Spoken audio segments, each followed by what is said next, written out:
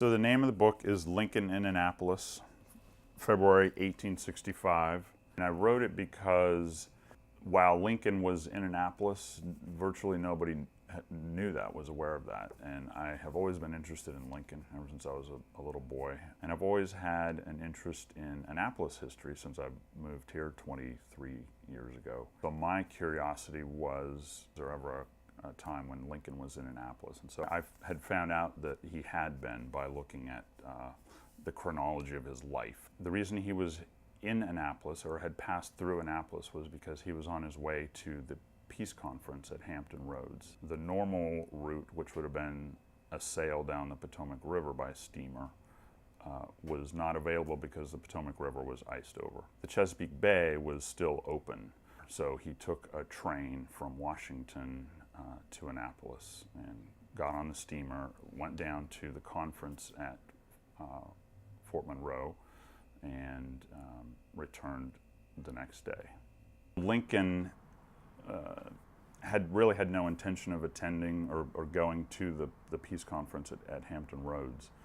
It was only after receiving a telegram from General Grant, who expressed regret that there was no American official to meet them. Specifically, he thought that it would be a nice gesture if Lincoln was able to meet them. So Lincoln gets that telegram at about 8:30 in the morning, on the morning of February the 2nd. No intention prior to that of being involved with this peace conference. Gets the telegram from Grant and decides at that moment to go. And by 11 o'clock, he's on a train to Annapolis. His secretaries, nobody knows he's even left. So there's a wonderful anecdote about John Nicolay, who was Lincoln's principal secretary.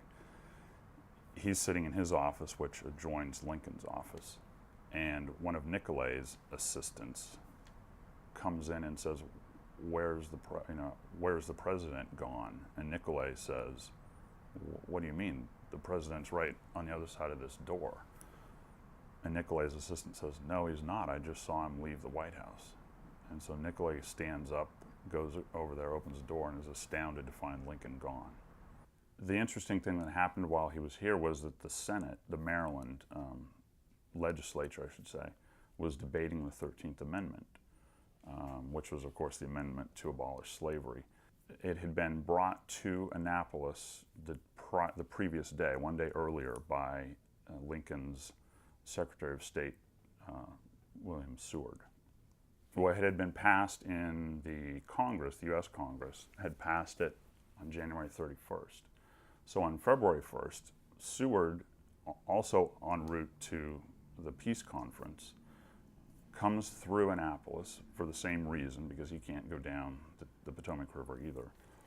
And he brings with him the copy of the 13th Amendment and while he's here, urges Governor Bradford to convene the legislature and have them ratify it, which would have probably made Maryland the first state to ratify the 13th Amendment.